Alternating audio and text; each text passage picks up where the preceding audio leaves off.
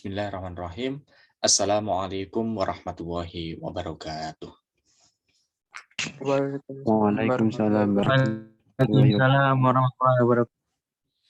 Alhamdulillah, alhamdulillah, alhamdulillah ala ni'amillah. Salatan wa salaman daimaini mutalazimaini ala habibina Muhammad sallallahu alaihi wasallam wa ala alihi wa sahbihi amma ba'dah. Alhamdulillah pada malam hari ini kita diberikan kekuatan oleh Allah Subhanahu wa taala untuk berusaha mencari ya apa yang sudah dituturkan melalui baginda Rasulullah Shallallahu Alaihi Wasallam, melalui hadis-hadisnya, dan semoga bisa masuk ya dalam sanubari kita agar kita menjadi golongan orang-orang yang selalu diridhoi oleh Allah Subhanahu wa taala. Dan ahlan wa sahlan bikudumikum di Ma'had Sunan Ampel Al-Ali, yakni di Mabna Ibnu Sina. Mungkin ya ada yang sudah di kamarnya, tapi mungkin ada juga yang masih di rumah atau yang lainnya. Tapi saya berharap semoga kita segera dipertemukan atas izin Allah Subhanahu wa taala. Nah, pada malam hari ini kita akan belajar terkait dengan, kalau hari Rabu berarti kita membahas tentang itu nggih, apa namanya? Arba'in Nawawi ya. Nah, Arba'in Nawawi yang akan kita pelajari bersama. Saya akan share screen dulu. Oke, sudah munculkah? Belum ya? Nah, oke. Sudah muncul? Ya, alhamdulillah sampun ya. Oke, alhamdulillahirabbil alamin. Ini Mabna Ibnu Sina ya. Di Ma'had Sunan Ampel Al-Ali. Saya nggak tahu kamarnya berapa karena saya juga belum pernah masuk lagi ke Ibnu Sina setelah sekian purnama ya. Pandemi ini saya nggak sowan ya ke Ma'had. Tapi insya Allah nanti semoga kita bisa segera sowan ya, bersama-sama bertemu. Oke. Mohon maaf kalau suara saya agak cedal, saya sariawan 2 loh ya. Tapi insya Allah jelas nggih suaranya ya. Jelas. Nah, alhamdulillah jelas. Oke. Bismillahirrahmanirrahim. Al-Hadis Sadis. Kita akan berbicara tentang Al-Hadis As-Sadis. Ya, ini adalah hadis yang sadis. Nah, hadis itu apa? Hadis ke-6 ya. Bukan hadis yang begitu sadisnya gitu ya. Ini Al-Hadis Sadis, hadis yang ke-6 dari Al-Arba'in Nawawi. Kalau kita lihat kemarin kayaknya hadisnya kita agak runtut gitu ya. Memang dari silabus atau RPP-nya gitu ya, rencana pembelajarannya dari Ma'had nggak diurutkan memang karena apa? Dipilih yang sekiranya itu nanti akan berkaitan dengan pembelajaran teman-teman semuanya kayak gitu. Nah, Al-Hadis Sadis ini berbicara tentang apa ya? Al-ibti'adu anis subhat. Berbicara al-ibti'adu bagaimana kita menjauhkan gitu ya, diri kita anis subhat, dari barang-barang subhat. Kalau berbicara subhat itu berarti barangnya samar-samar. Yang samar-samar itu nggak jelas ya. Bainal haram wal halal ya. Nggak ngerti. Ya. Kejelasannya seperti apa. Nah, ternyata hadis Rasulullah ya ada menjelaskan al-ibti'adu anis subhat, artinya apa? Berusaha kalau kita bisa menjauhkan terkait dengan beberapa hal yang subhat. Nah, An Abi Abdullah bin Nu'man Ibn Bashirin radhiyallahu anhuma qala. Nah, An Abi Abdullah ya, dari Abi Abdullah An Nu'man, ini seorang sahabat, bin Basir, anaknya Basir, ini juga seorang sahabat, radhiyallahu anhuma gitu ya. Qala, mengatakan apa gitu ya, dikatakan sami itu, bahwa saya mendengar dari siapa? Rasulullah sallallahu alaihi wasallam yaqul, Rasulullah sallallahu alaihi wasallam yaqul, bersabda. Apa? Nah, sabdanya Rasulullah, innal halala bayyinun. Innal halala, sesungguhnya perkara yang halal itu bayyinun, itu jelas ya. mertelahake gitu ya. Kalau bahasa Jawa dia mertelahake. Artinya apa? Sudah jelas gitu ya. Wa innal harama bayyinun, dan perkara yang haram itu bayyinun, jelas. Wa bainahuma, dan di antara keduanya, antara haram dan halal, apa? Mustabihatun, perkara-perkara yang subhat atau yang samar. Kalau berbicara yang samar, ya berarti antara hukumnya halal atau haram, nah kita belum tahu. La ya'lamuhunna katsirun minan nasi. La ya'lamuhunna, dan tidak mengetahui ya orang-orang terkait dengan apa? Katsirun, banyak hal dari yang subhat tadi, minan nasi, dari manusia. Manusia ini ternyata banyak ya. Dalam hadis Rasulullah itu nggak mengetahui gitu ya, mana yang subhat, mana yang halal, mana yang haram kayak gitu. Faman ittaqa as-subhata, faman, dan barang siapa, ittaqa, mampu menjaga diri, as-subhata, dari barang-barang yang subhat atau yang samar atau yang nggak jelas, istabro'a, maka orang tadi gitu ya, istabro'a, sudah menyelamatkan atau membebaskan lidinihi, agamanya orang tadi, dari perkara-perkara yang subhat, wa irdhihi, dan kehormatannya. Nah, orang yang mampu menjaga barang subhat ini adalah orang yang mampu menjaga agamanya dan menjaga kehormatannya. Akan tapi dibalik lagi dari hadis Rasulullah ada lanjutannya, waman waqa'a, waman, dan barang siapa waqa'a, terjerumus, fis subhati, dalam perkara-perkara subhat, waqa'a, maka dia akan terjerumus fil haram, dalam perkara atau bab haram. Nah, sebenarnya subhat ini lebih cenderung menuju ke sesuatu yang haram, gitu ya. Karena apa? Nggak jelas seperti apa hukumnya. Makanya lebih baik apa? Hindari perkara-perkara yang subhat. Kalau kita yang subhat aja bisa menghindari, insya Allah kita juga bisa menghindari yang haram. Tapi kalau yang subhat aja kita masih melakukan dan tidak mau meninggalkan, kemungkinan besar yang haram pun juga akan dilakukan. Nah, misalnya apa? Barang yang subhat ini, nah ini laksananya orang yang mampu menghindari subhat atau malah terjerumus dalam suatu itu seperti ini. Karoi, seperti seorang penggembala, yar'a, yang menggembalakan, al-hayawan, yaitu hewan-hewannya, haulal hima, di sekitar al-hima, tempat yang dilarang.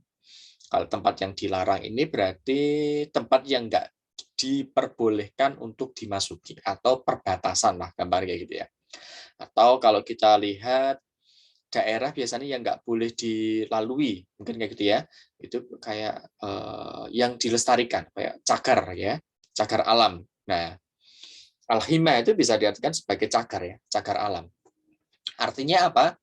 Haulal khimah, ya, seperti seorang penggembala, yar'a, yang menggembalakan apa? Hewannya, haulal khimah, di sekitar al-khimah, cagar alam. Artinya kalau berbicara cagar alam itu adalah apa? Tempat yang dilindungi atau tempat yang dilarang. Nah, meskipun dilarang kok dia menggembalakan di sana, pasti yusiku ayyarta, pasti akan menggiring ya. Ayyarta'a, hendaknya dia tadi akan menggiring gembalanya tadi fih, untuk masuk ke dalam al-khimah tadi. Jadi sebenarnya kalau kita mendekati di sekitar sesuatu yang dilarang tadi, gitu ya, sejatinya kita menggiring, gitu ya, atau kira akan digiring menuju sesuatu yang dilarang tadi. Ala, dan ingatlah, wa inna likulli, dan sesungguhnya likulli malikin, ya, setiap raja itu memiliki khimah, tempat yang dilarang. Ala, dan ketahuilah dan ingatlah, wa inna himawah, dan sesungguhnya perkara yang dilarang oleh Allah Ta'ala, maharimuhu, yaitu apa? Hal-hal yang dilarang oleh Allah Subhanahu wa Ta'ala. Ala dan ingatlah wahai manusia. Wa inna dan sesungguhnya fil jasadi di dalam jasad manusia mudghah itu ada segumpal ya daging. Idza saluhat. Nah ini solahat ya. Tapi ada yang membaca idza saluhat. Ketika daging itu saluhat baik, saluhal jasadu kulluh, maka akan baik seluruh badannya. Wa idza fasadat dan ketika rusak ya, fasada jasadu kulluh. Kalau misalkan mudghah tadi itu rusak, ya fasada maka akan rusak al jasadu kulluh, seluruh jasadnya tadi. Ala dan ketahuilah wahya dan itu apa? Al qalbu, yaitu hati. Rawahul Bukhari wal Muslim. Nah, jadi di sini gitu ya. Menggiring kita gitu ya untuk meninggalkan sesuatu perkara-perkara yang subhat. Artinya subhat tidak diketahui ya, antara haram atau halalnya. Nah, meskipun ada pendapat barang yang subhat itu karena nggak ada hukum halal atau haramnya, malah jatuhnya bisa boleh gitu ya. Ada yang berpendapat seperti itu. Karena hukumnya mubah boleh gitu ya. Boleh itu kan mubah gitu ya. Ya sudah boleh dilakukan kan kayak gitu. Yang ditakutkan bukan bolehnya ini gitu ya. Yang ditakutkan apa ini? Yusiku ayyar ta'afi. Maka dia nanti akan digiring menuju hal yang dilarang. Apa yang dilarang tadi? Maharimuhu. Nah, artinya apa? Hal-hal yang diharam ini malah dilakukan oleh orang yang menganggap sesuatu yang subhat itu menjadi hal yang biasa. Karena dengan begitu itu akan melatih pada dirinya orang yang memiliki hati tadi ya akhirnya akan rusak. Ya, hati kita kalau soluhat jasadu kulluh fasada jasadul kulluh. Jadi hati itu memang ya kalau hati ini baik maka seluruh badan kita juga baik. Tapi kalau hati itu jelek atau rusak, ya badan kita semuanya juga ikut jelek. Makanya kalau kita berbicara hati itu kan dibagi menjadi 3 ya. Al-qalbul salim, hati yang selamat.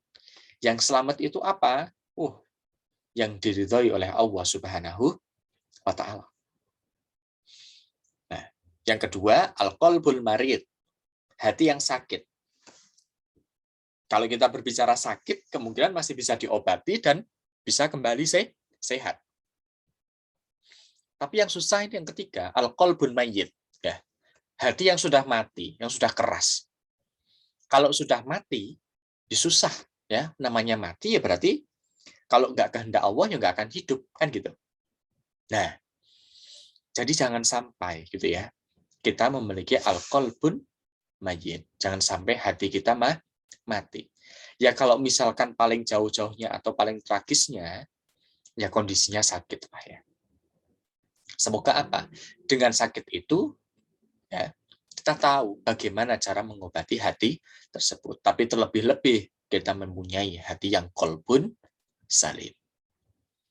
Nah ini hadisnya memang agak panjang ya. Itu merupakan al-hadisus sadis. Nah beberapa hal yang harus maknanya ya bahwa kalau kita berbicara syubhat ya bahwa meninggalkan barang syubhat itu termasuk dari sikap warok. Ya, para ulama memiliki sifat warok. Warok ini apa? Mampu menjaga diri dari perkara hal-hal yang tidak jelas. Itu namanya warok. Berarti apa? Syubhat ini. Kemudian, kalau kita banyak melakukan syubhat, akan mengantarkan seseorang kepada perbuatan haram. Ya tadi, yusiku ya, ayyarta'a ya fih. Kalau berbicara fih tadi apa? Berarti an maha rimihi. Kan itu. Menjauhkan perbuatan dosa kecil karena hal tersebut dapat menyeret seseorang kepada perbuatan dosa besar. Nah, artinya apa? Kalau kita mau melakukan hal yang kecil, yaitu syubhat yang kecil-kecil itu, pasti melakukan yang haram. Nah, kalau kita analogikan gitu ya, dengan melakukan hal yang kecil-kecil, dosa kecil, ya pasti ya menggiring menuju ke dosa yang besar. Memberikan perhatian terhadap masalah hati. Karena apa? Hati ini menjadi tolok ya, menjadi tolok ukur bagaimana jasad kita ini baik atau jasad kita jelek. Baiknya amal perbuatan anggota badan merupakan pertanda baiknya hati. Pertanda ketakwaan seseorang jika dia meninggalkan perkara-perkara yang diperbolehkan karena khawatir akan terjerumus kepada hal-hal yang diharamkan. Hati-hati dalam masalah agama dan kehormatan, serta tidak melakukan perbuatan-perbuatan yang dapat mendatangkan prasangka buruk. Nah, ini makanya kita bisa introspeksi ya dari hadis ini. Ya, dari al-hadis hadis ini kita bisa mengintrospeksi diri kita.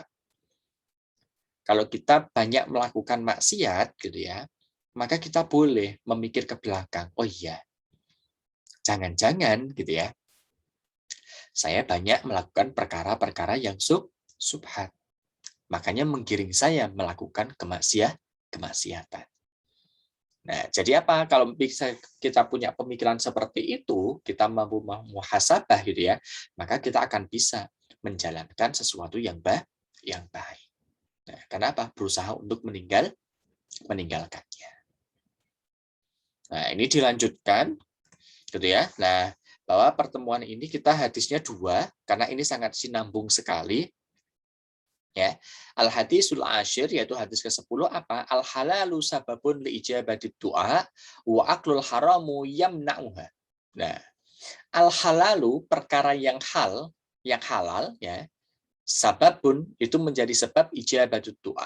Menjadi apa? Salah satu sebab diijabahinya doa. Wa aklul haram dan makan yang haram yamna'uha. Itu apa? Menjadi penghalang. Hal ini diriwayatkan oleh Abi Hurairah radhiyallahu anhu qala ya. Riwayatnya apa gitu ya?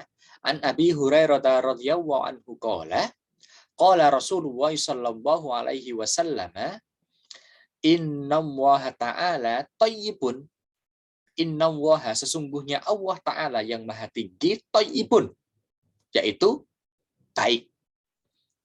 Layak balu illa thayyiban. Kalau Allah itu maha baik, layak balu tidak akan menerima illa thayyiban, kecuali perkara-perkara yang baik. Nah, bagaimana bisa mendapatkan perkara yang baik?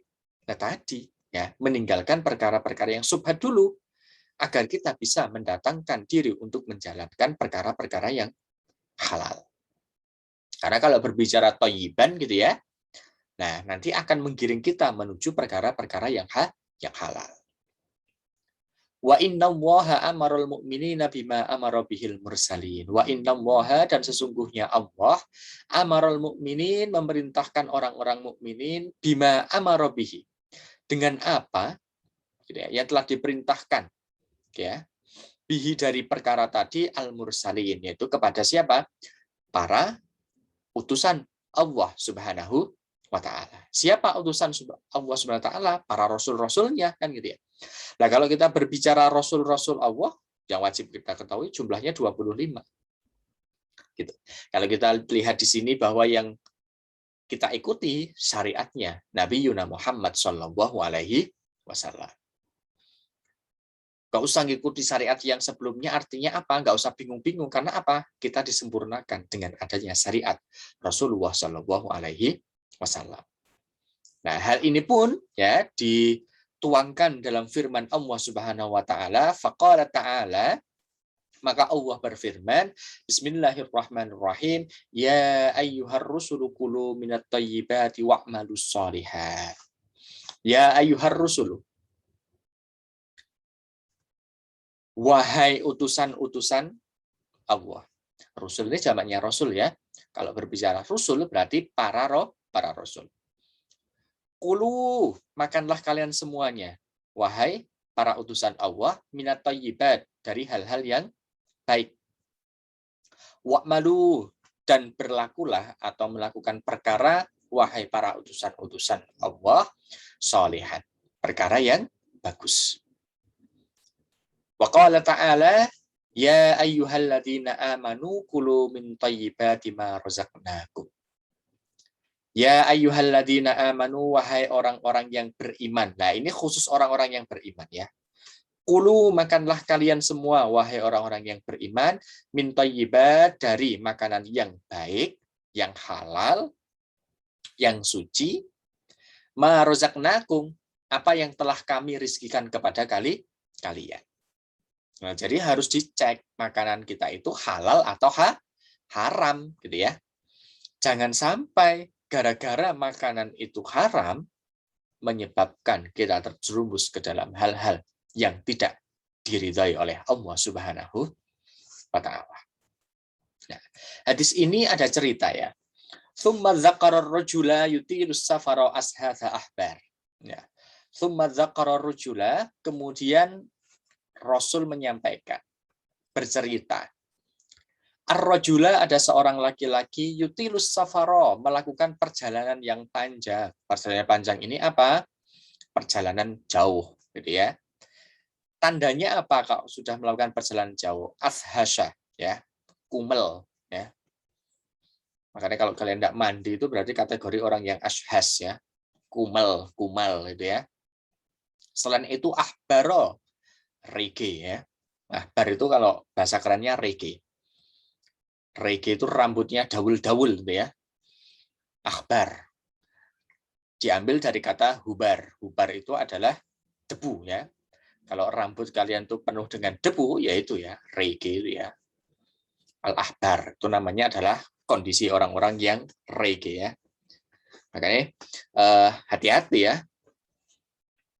Rambutnya kumel ya kategori ya orang yang nggak menjaga dirinya, kan kayak gitu. Nah, tapi ternyata gitu ya, ashasa wal ahbar ini ya, ini menjadi beberapa hal orang yang akan diijabah doa. Tapi ada syaratnya, ya. Syaratnya apa? Yamuddu yadaihi. Nah, ini ya. Yamuddu yadaihi. Menengadahkan tangannya. Jadi berdoa itu dengan menengadahkan tangan, mengangkat tangan, ya. Bukan doa cuman ngomong, ya Allah, moga-moga saya dapat ini, ya Allah saya ini. Nah, ini akhlaknya kita berdoa. Ini apa? Yamuddu yadaihi.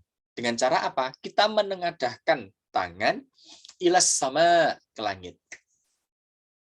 Terus berdoa, ya Rabbi, dengan ucapan apa? Ya Rabbi, wahai Tuhanku, wahai Tuhanku. Kayak gitu. Jangan tiba-tiba langsung nyebut, wah saya minta ini. Wah, tapi tidak ada pujian. Nah, ini salah satu dalam akhlak berdoa. Artinya apa? Ketika berdoa itu ya kita memang betul-betul kondisinya apa? Mengharapkan, butuh gitu. Kalau misalkan kita butuh, berarti apa? Kita akan merasa rendah, memohon kepada Allah Subhanahu wa ta'ala dengan menengadahkan kedua tangan kita. Kalau dulu saya dibilangin apa saya, kalau doa, jadi dibuka ya, tangannya jangan dibuka kayak gini. Jangan dibuka gini, ya gini.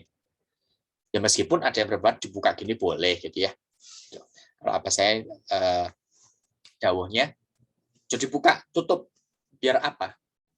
Apa yang kamu doakan ketika Allah itu ijabah secara maknawi, artinya secara tidak zahir, itu akan tertangkap oleh tanganmu dan langsung diterima bersentuhan dengan tangan. Tapi nggak ada larangan ya, berdoa dengan seperti ini ya, kemudian tangannya tidak tertutup. Boleh-boleh saja, tidak ada larangan.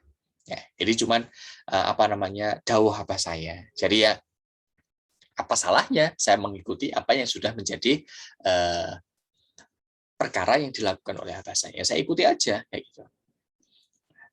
Tapi meskipun rojul ini ya melakukan perjalanan jauh ya sampai kondisinya kumel, sampai kondisinya itu ahbar ya, rambutnya penuh dengan debu atau rege gitu ya. Tapi wamat amuhu haramun, tapi makanan yang makan haramun. Wa masrobuhu, dan minumannya haramun. Wa malbasuhu, ya, dan pakaiannya haramun. Wa hudhiya bil harami, wa hudhiya, dan gizinya bil haram juga. Ya, artinya apa? Gizi yang diberikan kepada dirinya itu haram. Fa'anna yustajabu lidzalik. Fa'anna, dan bagaimana yustajabu akan diijabah lidzalika, dengan perkara yang tersebut. Ya. Karena apa? Gimana mau diijabah gitu ya? Wong kondisinya aja, ya. Orangnya tadi makanannya haram, minumannya haram, pakaiannya haram, gizi yang dimakan pun juga haram. Fa'anna yustajabu lidzalik, dan bagaimana Allah akan mengijabahi perkara-perkara tersebut. Meskipun orang tadi sudah menengadahkan kedua tangannya, kemudian sampai memohon-mohon, ya Rob, ya Rob, ya Rob, kayak gitu. Tapi kalau makanan yang kita makan itu haram, minuman yang kita minum itu haram, ya sudah. Berarti apa? Mau diijabah seperti apa? Kecuali memang Allah yang maha ijabatu jadir. Yang maha apa? Memberikan ijabah secara kontan. Karena apa? Kalau kita berbicara doa, itu doa yang dikabulkan itu sesuai dengan apa yang dikehendaki oleh Allah Subhanahu wa Ta'ala. Tapi perlu diingat, ini pelajaran yang saya dapatkan. Ketika kita berdoa, hari ini berdoa, yuk jangan berharap besok langsung diijabah, besoknya lagi langsung diijabah atau yang lain, ya. Sebab kalau kita mengharapkan seperti itu, maka kita tidak akan ada, pertama, memiliki sifat sabar, dan yang kedua, kita tidak akan memiliki sifat tawakal. Artinya sabar, kita akan selalu menunggu. Artinya tawakal, kita pasrah kepada Allah Subhanahu wa Ta'ala. Nah, ini maknanya agak banyak ya, agak lumayan banyak, bahwa Allah Ta'ala itu tidak menerima kecuali sesuatu yang baik. Artinya apa? Allah thayyibun tadi ya. Nah, maka siapa yang bersedekah dengan barang haram, ya tidak akan diterima. Artinya haram ini apa? Jelas bentuknya haram. Sudah diketahui keharamannya, kok kita sedekahkan? Ya tidak diterima. Ya. Nah, berlarut-larut dalam perbuatan haram akan menghalangi seseorang dari terkabulnya doa.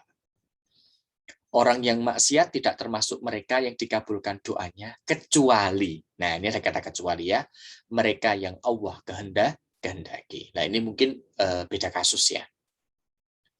Makan barang haram dapat merusak amal dan menjadi penghalang diterimanya amal perbuatan. Karena makanan yang haram itu akan masuk ke dalam diri kita, kemudian akan menjadi darah, mengalir di seluruh tubuh kita. Kalau sudah mengalir di seluruh tubuh kita, maka tubuh kita itu ditopang oleh kondisi nutrisi yang haram. Kalau haram, ya, maka setan itu mengalir di dalam darah kita dengan mudahnya, menggerakkan tangan kita untuk melakukan perkara yang haram. Dikit-dikit menjotosi orang, gitu ya. Dikit-dikit mau ngeplak orang. Dikit-dikit ngutit ya, ambil barang orang. Karena apa? Makanan yang mengalir dalam diri kita haram. Karena haram, setan mudah masuk ke dalam aliran darah kita. Tapi kalau semua halal yang kita makan, setan pun juga akan kesusahan masuk dalam perkara di dalam diri kita. Doa orang yang sedang safar dan yang hatinya sangat mengharap akan terkabul. Ini loh ya. Contohnya apa? Antum ya. Antum ini ke UIN Maulana Ibrahim Malang kondisinya safar ya, melakukan perjalanan.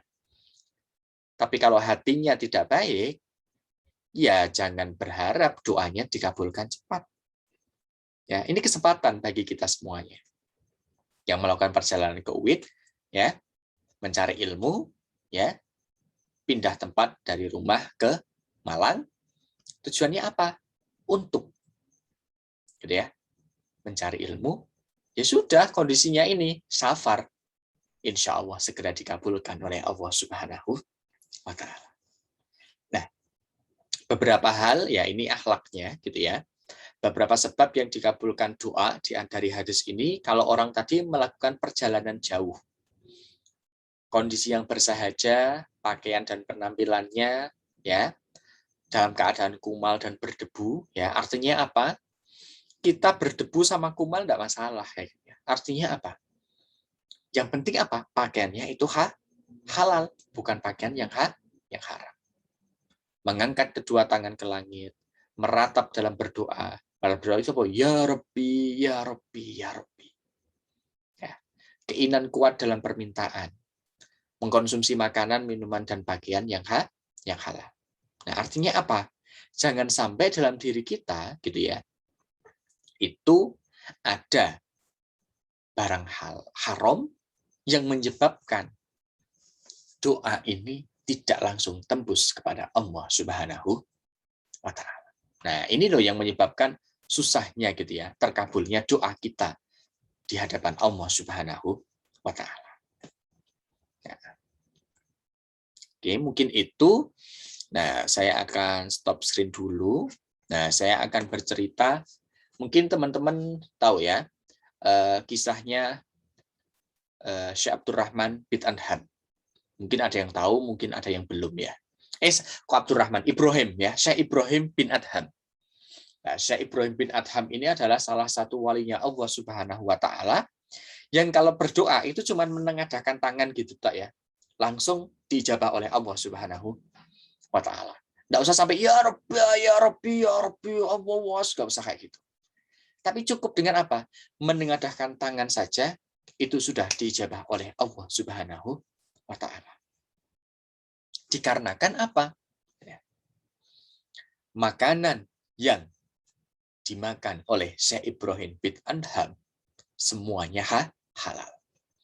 Nah, Syekh Ibrahim bin Adham ini memiliki luar biasa karomah, ya, hal yang luar biasa yang diberikan oleh Allah Subhanahu wa Ta'ala. Di mana kalau Syekh Ibrahim bin Adham ini gitu ya, ada makanan yang haram, ya, maka Syekh Ibrahim bin Adham ini akan melihatnya itu menjadi makanan yang bercampur darah, atau makanannya itu adalah makanan berupa bangkai. Nah, ini keistimewaan yang diberikan oleh Allah Subhanahu wa Ta'ala gitu. Nah, tapi kalau kita semua makanan kayaknya enak ya dimakan ya, nggak mikir ya ini halal atau enggak, ini haram apa enggak, pokoknya masuk ya, gitu ya. Nggak ngerti ayam ini disembelih atas nama Allah Subhanahu wa Ta'ala atau tidak gitu ya. Atau mungkin ayam ini gitu ya mati ketabrak mobil terus baru dibakar kemudian digoreng, nggak mikir ke sana gitu ya, langsung dimakan aja. Kenapa? Ayam tahu kita enak gitu. Nah, itulah yang menyebabkan apa? Doa kita itu tersendat-sendat ya, tidak diijabahi oleh Allah Subhanahu wa Ta'ala. Makanya ada salah satu ya ulama ketika makan barang yang bernyawa, ya, beliau tidak mau, gitu ya, kecuali, gitu ya, beliau mengetahui, ya, mengetahui mengetahui posisi cara menyembelihnya, betul-betul kepada Allah atau hanya untuk bisa dimakan. Karena apa? Menjaga diri ini agar apa? Jangan sampai dalam diri kita itu mengalir perkara-perkara dari barang-barang yang haram, jadi ya. Bahkan barang-barang yang subhat pun itu juga dihindari oleh para ulama. Gitu. Tapi ketika kita berbicara tentang ulama fikih gitu ya, ya susah gitu ya. Kita tahu bahwa ayam itu ya halal gitu ya. Kalau kita mikirnya ayam itu halal gitu. Kalau kita berpikir mau beli di warung gitu ya, terus bertanya, wah ini tadi menyembelihnya pakai dengan baca bismillah atau tidak? Atau jangan-jangan ini langsung sembelih Jangan-jangan ini bangkai, yuk nggak jadi makan kita ya.